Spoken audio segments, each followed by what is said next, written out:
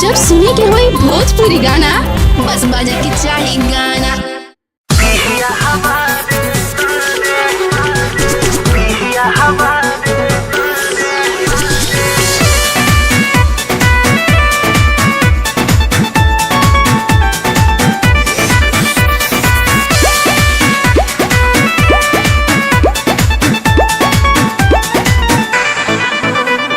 सास गईली नहीं हर रहो तोरे ससुर जी दुआरे।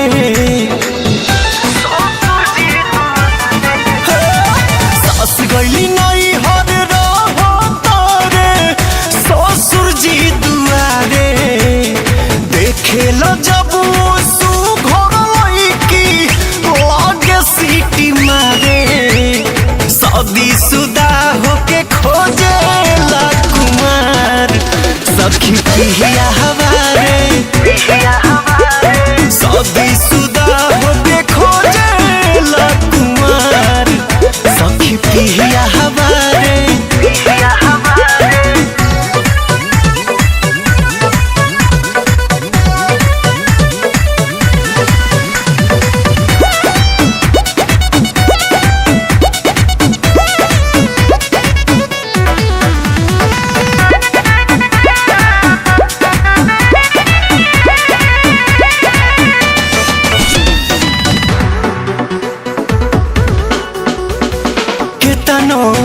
गरियाई कोनो असर नहीं बावे। हम कितनो गरियाई कोनो असर नहीं बावे। सिम रखले बाटे 4 गो उ बदल के बतियावे। सोचले न रही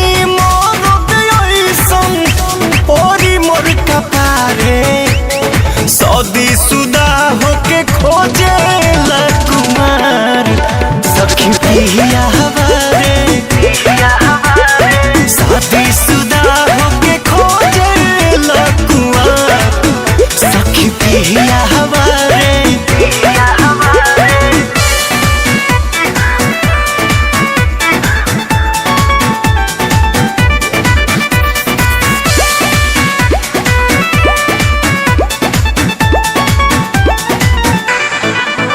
कॉलेजिया स्कूलिया के गेटवा पर जाए।